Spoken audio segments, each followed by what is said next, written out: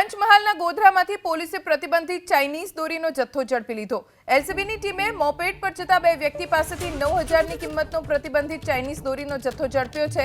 ભુરાવા વિસ્તારમાં આવેલ યોગેશ્વર સોસાયટી પાસેથી એલસીબીની ટીમે એક વ્યક્તિની પ્રતિબંધિત ચાઇનીઝ દોરીના જથ્થા સાથે અટકાયત કરીને કાર્યવાહી હાથ ધરી। અમદાવાદ અને સુરતમાં પણ ચાઇનીઝ દોરીનો જથ્થો મળી આવ્યો છે। માફ કરજો, વડોદરા અને સુરતમાં ચાઇનીઝ દોરીનો જથ્થો મળી આવ્યો છે।